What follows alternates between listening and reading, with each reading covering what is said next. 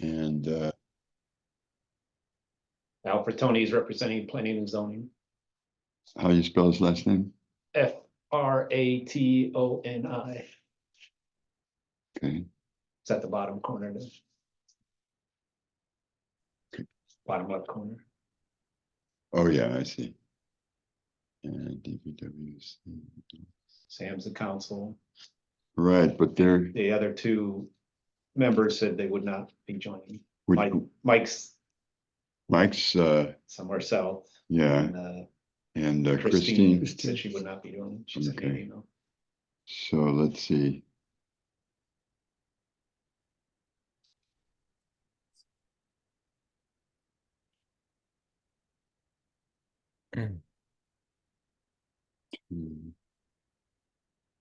So there's really only 2 voting members here then, right? No, 3. Alex, Herman. Oh yeah, and- right, and- Alex. And you.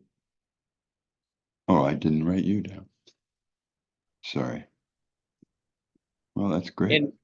And that means you have a quorum tonight, right? Because How of the about rule that? change? All right, we can vote and go home. Congratulations. All right, well, it's 6:00, according to that clock, 6:03, according to my watch, 6 o'clock. We'll call the meeting to order. And I have taken down who's here. Let's see, do we need introductions, Mr. Fertoni? I don't think we know you yet. So, welcome. Good to see you. Hi there. It's good to be here. This is, yes, I was just starting with the planning and zoning with this past November's election. So I'm still learning the ins and outs of planning and zoning after being on council for the past 3.5 years before that. So you have to sort of bear with me. But it's good to be here, and I'm looking forward to working with you all. All right, thank you. Good to see you. So we can then vote to approve all of 2023's minutes. We haven't had a quorum since for the whole year, but I can so motion. and that was Alex. Okay. Yep, it's funny. Mhm. Before I joined, I heard about our struggle to have quorum, but we had a good run for Yeah. 2 years. Can you This second was a that? hard year. I second. Okay. And then I guess all those in favor can signify by saying aye. Aye. And Aye. we're passed unanimously. All right, that's great. So moving ahead to older business. I've worked for the last couple of days on this bike pedestrian plan, and I wasn't able to contact Philip Johnson from WRTD, so I don't have an update. He's pretty good about updating any of us if you're interested. I can give you his contact information. Otherwise, we'll do it next time. I know they were still working on changing the bus routes. Yeah. Getting DOT approval. I don't know if they've actually gotten that or not at this point. I haven't heard. Yeah. So anyway, no report on transit updates, and I apologize, but it's not for lack of it's not for having nothing to do. Complete streets planning and implementation. So we talked about a couple of different things that were kind of on the list of possible complete streets.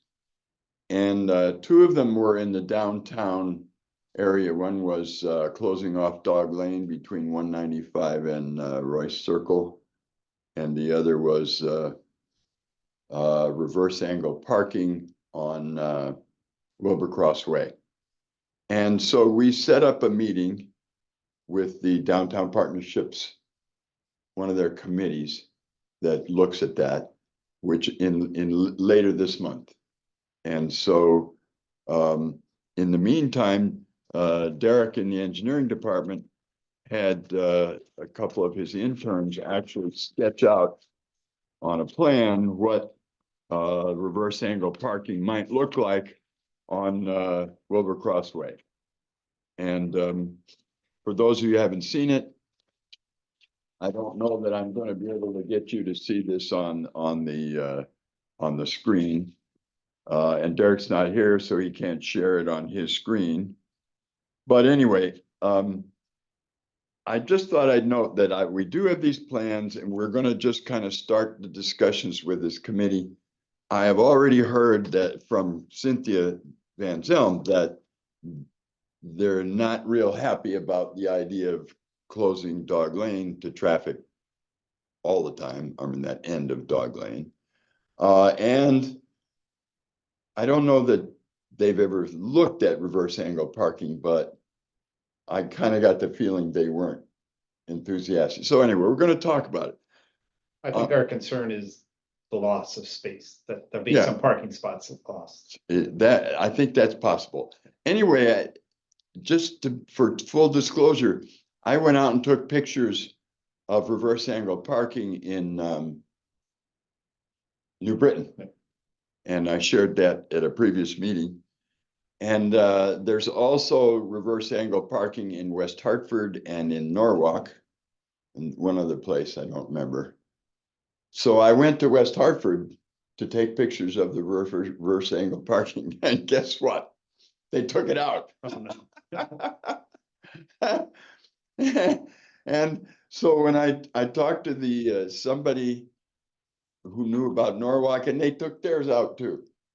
So they're controversial, but you also, we've learned you can't force things on people.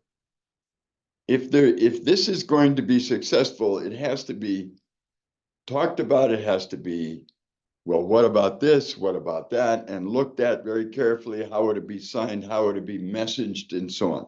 So I'm still planning to go ahead and review this with the committee from the downtown partnership that deals with this stuff. But I'm also going to suggest that we, talk about what the pluses and minuses are of this thing, so that it becomes a discussion and everybody has a chance to think about it. And, we can look at more detail as to what would happen, and would there actually be a loss of anything, and would there be a gain of something? The primary gain is that it makes it safer for bicycling, because when you pull out, you're not backing out into a bicyclist. So anyway, that's the latest on that. Anybody have any further comments on that? Other than that, I'll have this meeting. It's late in January. It's like the 24th or something. Derek will come and we'll talk a little bit more specifically about what it could be, what the pluses and minuses will be, and then, see what happens. I mean, like I said, it's not something that is going to happen right away. It's something that we just like to start talking about. I'm putting in a budget request capital for resurfacing downtown, doing all the crosswalks over, and there's 3 options. The middle option does the reverse angle parking. Yeah. Good. So Good. This drawing doesn't seem right, because see, people, if you're traveling on the right side, it should be going like this, not back into it. you're not. No, you go by the parking place and back in. All right, That's what reverse angle parking. all right. So that Okay. way, and you drive in, you would see a biker. So backing in on the drive in, you either pass the biker on the way in, unless they're going waste. At least you have seen the behind before you ride. Yes. Okay. Yeah. And then when you leave, Then you you're are seeing gonna see the front. biker, where if you back out now, you don't see that. You don't biker, see them. It's because hard. It's hard to turn and. So it has been used successfully in New Britain. Now, in New Britain, they have it in a street that's really wide, a really wide street. So they have a designated bike lane striped behind the parking spaces. So that makes it even easier. Yes. The other thing about New Britain, I was there on a weekday and there was hardly anybody parked there. So that's another reason why it's so successful, I'm sure. Anyway, we've got some sketches now. We have the idea. We'll go talk to the downtown committee, not the whole board, but their committee, and see, you know, what they're worried about, and then try to see if there's a way to address that.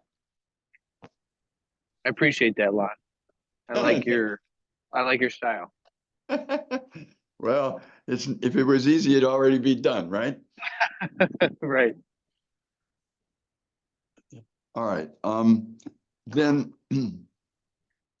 the idea came up in a couple of different meetings about trying to make road, not only construction, but road maintenance friendly to bicycles and pedestrians.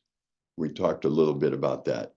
And while we don't have a particular code or strategy as to how to do that, one of the things that we are recommending based on the public hearing of the bike pedestrian plan is that maintenance strategies that could be made more friendly to all users be looked at as maybe something that could be done. I mean, for example, when you're repaving a road, maybe there's a way to make the shoulders wide enough to where the road is more usable for bicycles and pedestrians. So I guess that's a strategy that has yet to be developed. But I guess ultimately, with more than a couple of people looking at it, we could then maybe talk to people in the Public Works Department, John, Derek, and maybe your operations people, and see what they can think of that might elevate the all users kind of philosophy. So I guess that's all that I have to report on that right now, is that we're putting a recommendation to look at that in the bike pedestrian plan. And then we'll just have to see where it goes.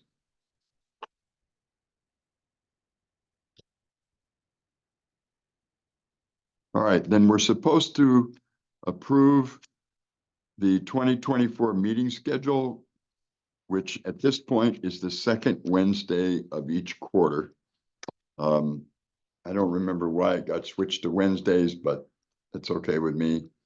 And so this is the first one of the year, but this is a special meeting because we didn't have it on the list of We couldn't approve it at the last. yeah, we couldn't approve it at the last meeting. We didn't have a quorum. So I guess I would entertain a motion to approve the schedule second Wednesdays of each quarter. So either Alex or Hemant, I second it. you'll move. If you'll move, then someone else can second it. Alex, I'd be happy to second it, yeah. Okay. Hemant and Alex. All those in favor, aye. I, Opposed, nay, okay. it's given six time is all same, right? Yeah, and six, I don't, is the time have to be in the meeting schedule? I don't remember. If there's a change. You can change it and it doesn't become a special meeting as long Okay. as it's on the same But- day, but At this point, 6 is okay with me, but, you know, if 6 is better than 7, actually. people would rather have it at 7 or other time, let me know. 6 is good. Even, did we used to have it at 5? No, 7. Oh, okay. it was at Oh. 7. All right, I see. 6 is probably a lot better for John, who's still on the clock. Right, right, but I adapt to what you guys have to do. So right. Thank don't you. worry about me. All right. As someone who Then- used to, Moving on to newer business, there was a public hearing for the draft bicycle pedestrian master plan that I had a big hand in in writing, although we had help from Jennifer and Derek and several other people. And at the public hearing, there were a number of comments that were made that I've been looking at over the last couple of days and trying to figure out how to incorporate them into the plan. Not all of them need to be, but some of them were really good ideas. So I have done that. I spent the last couple of days, actually finished about 10 minutes ago.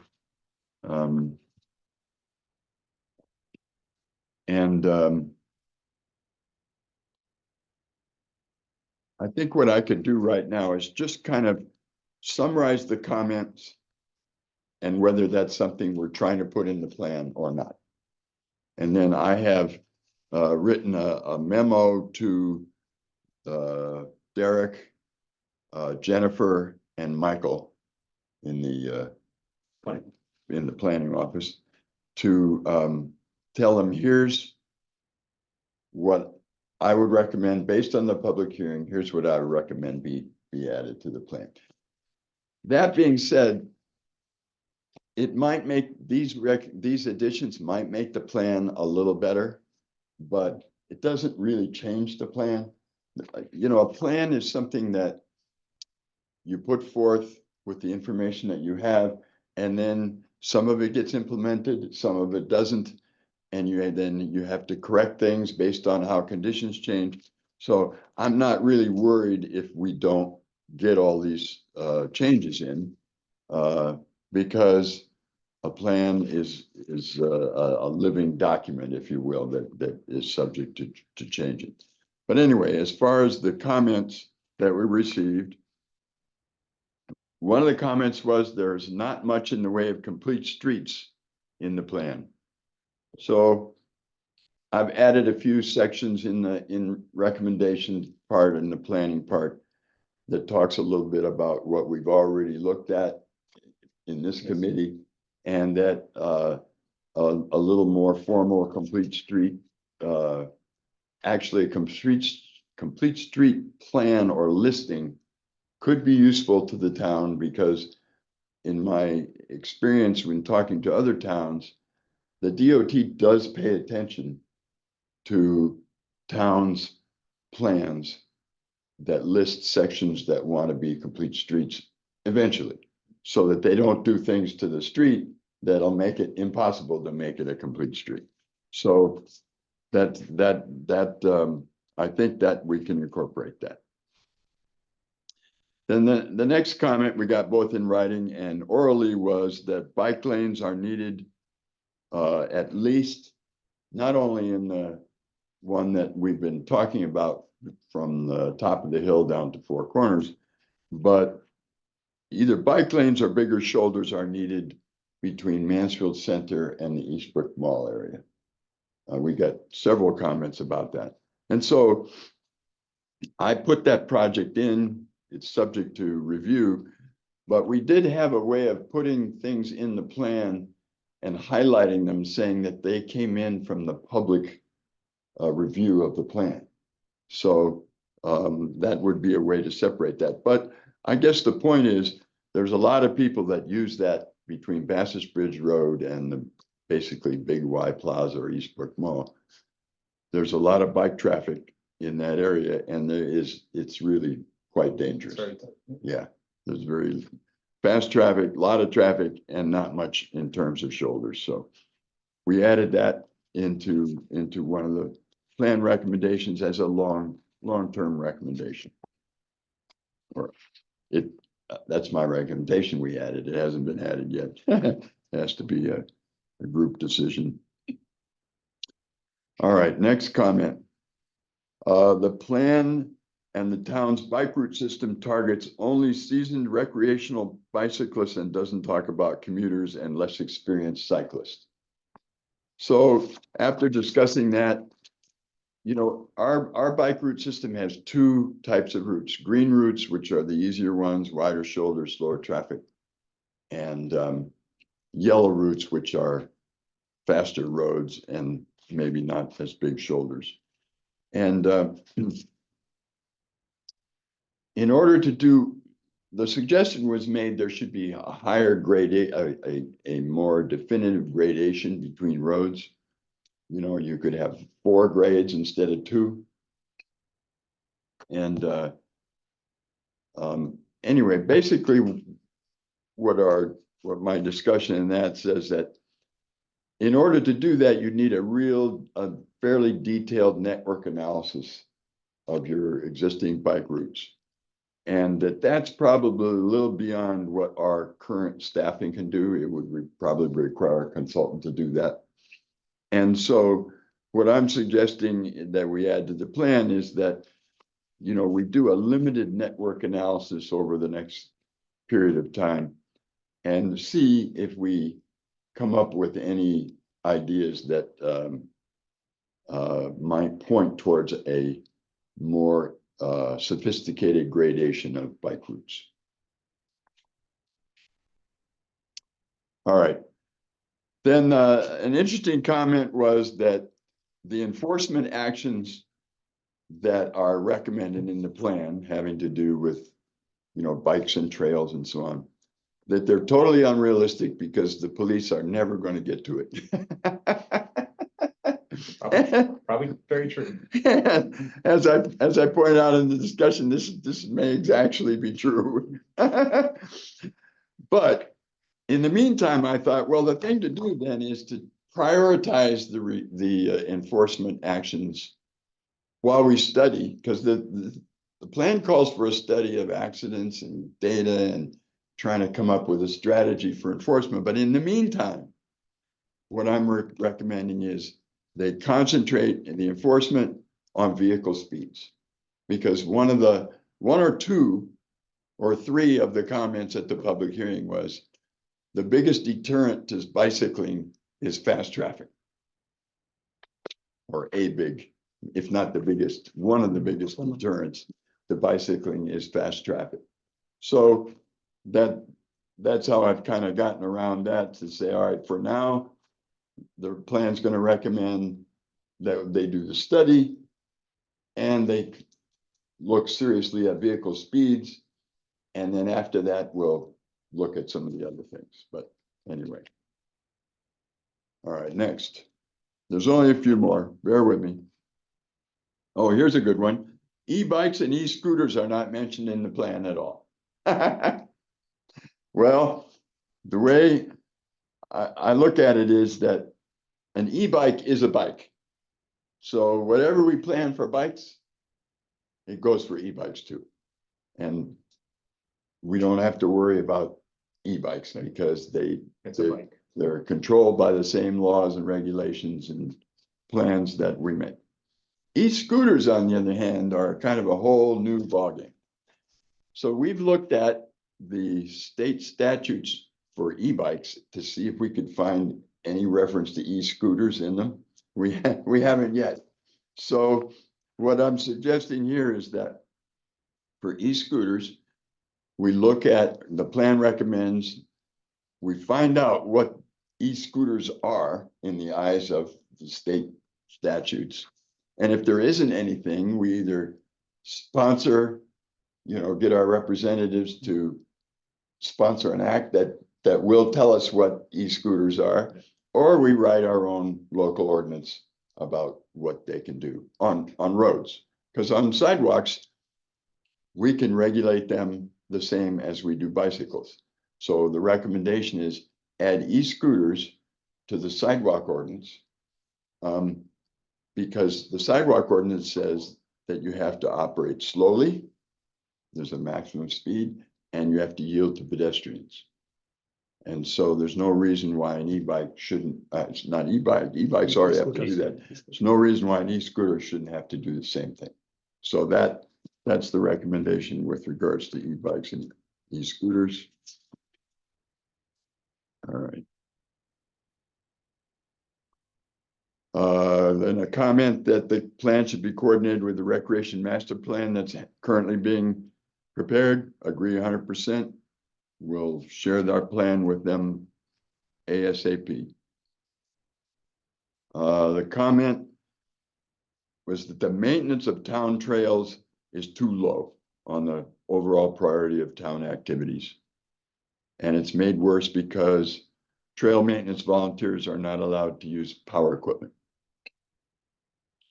So basically, what we're looking to do in the plan is to recommend the hiring of an active transportation coordinator who can help with directing maintenance of town trails, as well as removing the restriction that the volunteers can't help by using, you know, clearing trails using. I think we get them to sign a waiver that, you know, Yeah, they well, cut their arm off, it's not, they can't sue the town, they'll sue the town anyways, but it's. but anyway, I mean, that's something that could be done. Let's see, then there was a comment that some of the connections that we are proposing or that come up needing to connect destinations could conceivably be done on trails. So the recommendation that we came up with is, yeah, okay, if there's a way we can do it off-road, fine. And one of the examples is we were looking at how to get from Mansfield City Road, or the Public Works Department was looking at how to get from Mansfield City Road to Spring Hill Road without having to cut all the trees down on Spring Hill Road. So that's a possibility, and there's added a couple of words to the effect that if a trail connection makes sense, why not? And then the comment was we should coordinate with Joshua's Trust and the Connecticut Forest and Parks Association on the study of the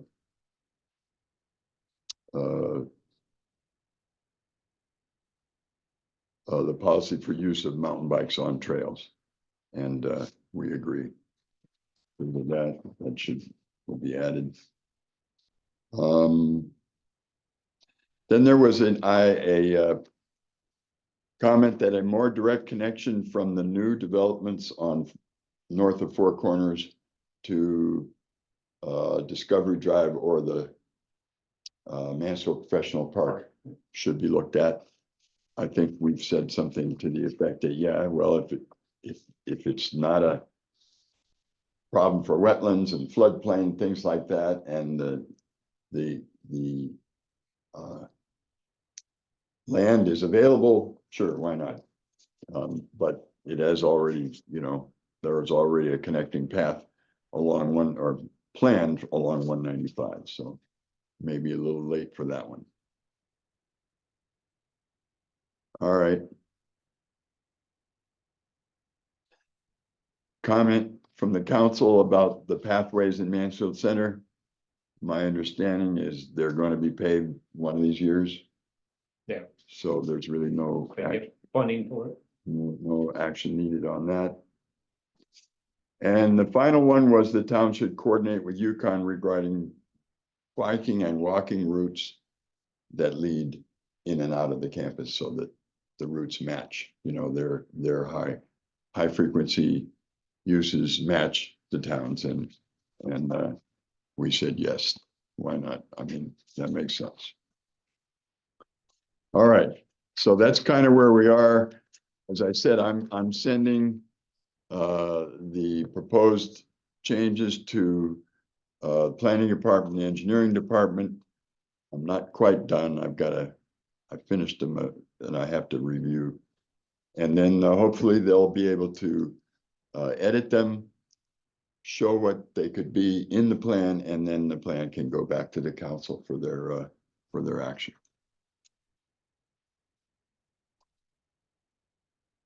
Question? Good. All right.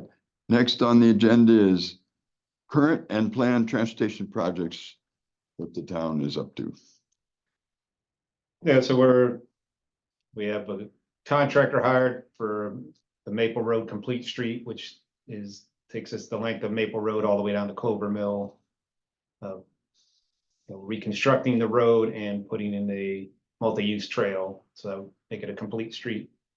And that's moving along. We have the downtown loop closure, which is gonna connect Maple to Separatists on the south side of South Eagleville Road and also connect Hunting Lodge to Separatists and North Eagleville.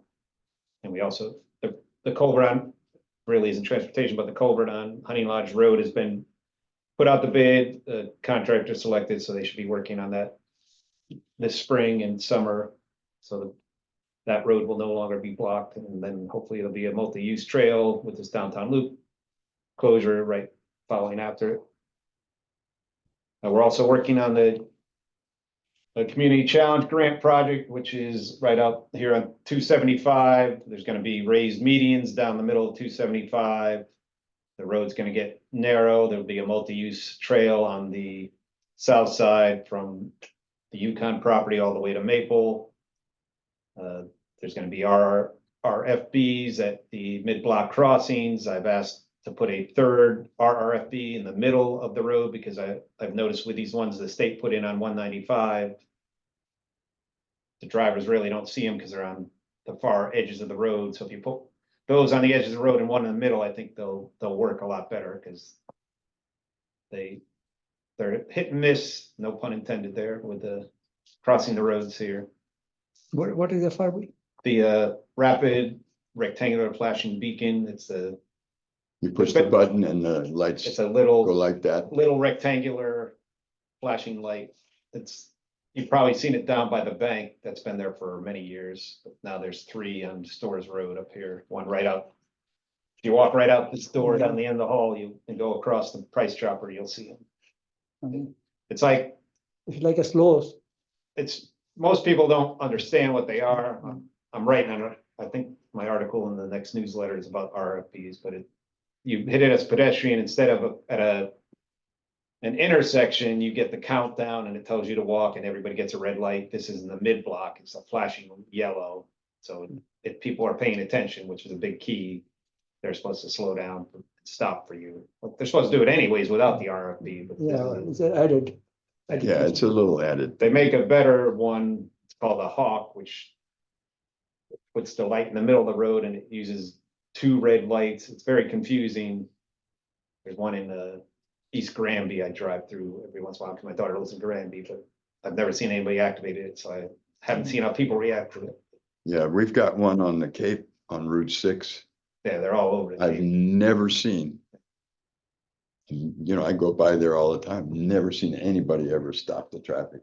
I presume that they do, but They it's, just updated the by the Bourne Bridge, the rotary there, that they put them at every intersection. I never see anybody walking around that rotary or biking, but Yeah. they did put them in there. too. was that what those are? I was wondering, it's hard to tell what those things were. And let's see Okay. what else. We're working on a lot SIP request to redesign, repave, resurface Separatists from South Eagleville up to Hunting Lodge Road, hoping to get other people's money that already has the multi-use trail on it, but that it'd be good if we can get some other people's money for that. And I think, oh, I forgot to mention with the Community Challenge Grant, we are looking to probably take funding, but we asked the contractor to look at a roundabout at Maple and 275 to try to get people as they're coming into the downtown area. That slows them down because a roundabout will slow you down. That's what they're designed for, and it keeps traffic moving. So we'll see. We haven't got that letter yet from them to see what they estimate the cost is, but hopefully Right. we can.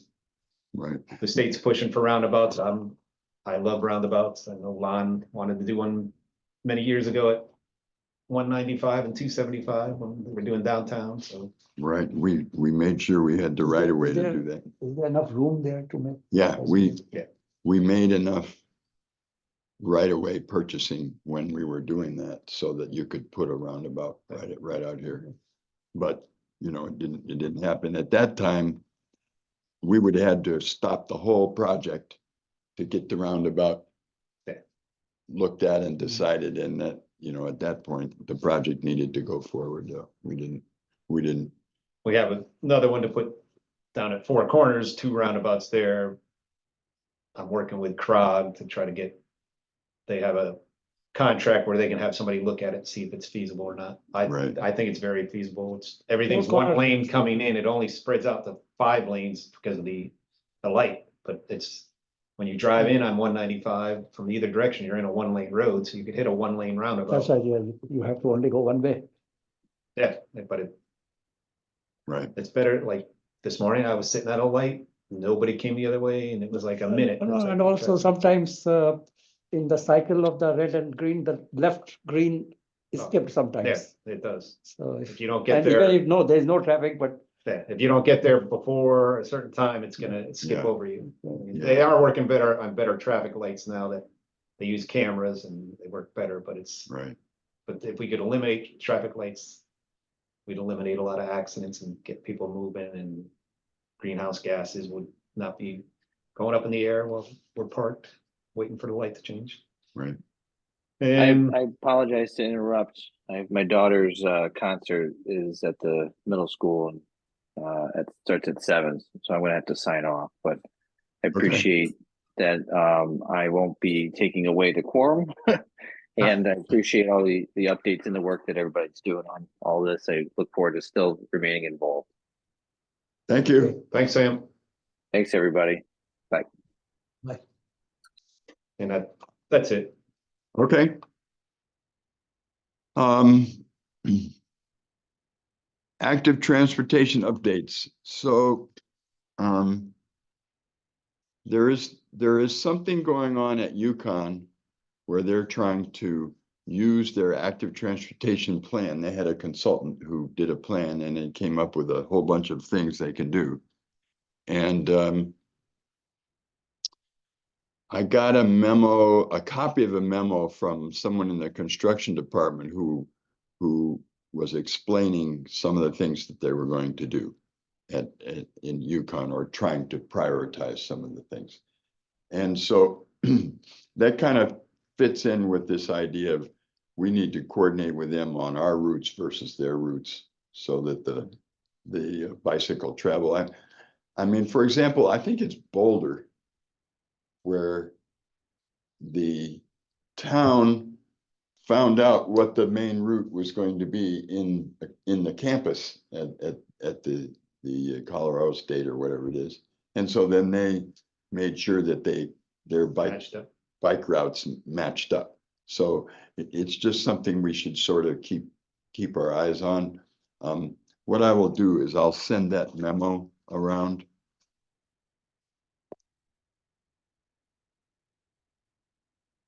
To our members for information.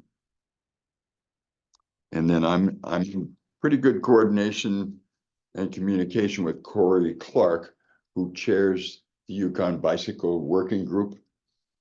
And they meet monthly. I think they're meeting next week. I'm not sure. But I go to their meetings just to kind of see what's going on, and I help. If things come up, I can certainly pass that on. But I will pass that memo around.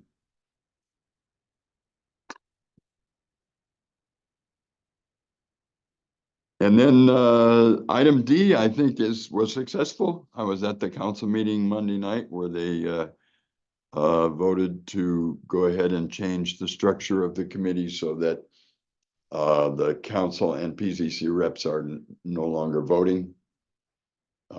So we can get quorums. And so we can mark that off as successful. All right, so we're down to other business. Any other business to take care of tonight? I think we should look at the members that don't come and maybe ask them if they still want to be on the committee. I don't know if you've done that or not, but No, I Mike haven't. Mike hasn't been here in a long time. Yeah. I love Mike. He's a great citizen and all that, but I'd rather have somebody who comes to the meetings. Well, so the people that aren't here are Mike, Christine, Christine, That's it. that's it? It's a committee of 5 now. Used to be 9 with the 2. Oh, yeah, right. Yeah. Right, okay. And Christine hasn't been here in a while either. Yeah, I saw her at the E.O. Smith Palapalooza that they had this past weekend. And she said, well, I'm still willing to be on the committee until you get someone to take my place. So I think there are people if, that contacted Derek. if there are people who are waiting, we should probably, because she won't, at this point, she won't be the least bit upset if we decide to Okay, replace her. So we should probably do that, see if we get another person that will be at the meetings. And I'll talk to Mike, see what I know he was having some physical problems, yeah, it's not. back surgery and he's a- things like that, but he also travels a lot, so I'll talk to him. And if you let Derek know if he has people Yeah. on the list. I talked to another person. I remember her name, but she was interested, I think, so. Not Lauren, Yeah, because Lauren, who was on it from planning and zoning, you know, she's still interested in. yeah, I don't know. I haven't talked to her for a while. But there was another person that I talked to. Okay, well, let's see what we can do, get another active member. And if nothing else, to at least replace Christine, because she told me that they've sold their house and they're going to be relocating sooner or later. Oh, okay. So it's Right. just a matter of time. All right, any reports, members? Hemant or Alex, anything? Nothing. Yeah. Oh, sorry, Hemant.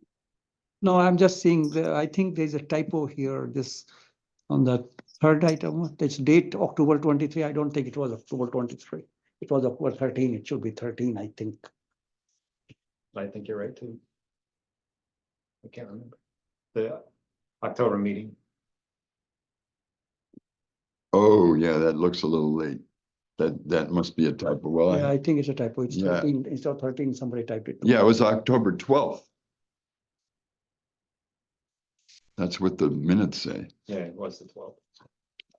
All right, so let's put that on our agendas and. Yeah, October. minutes, yeah. Okay, thank you.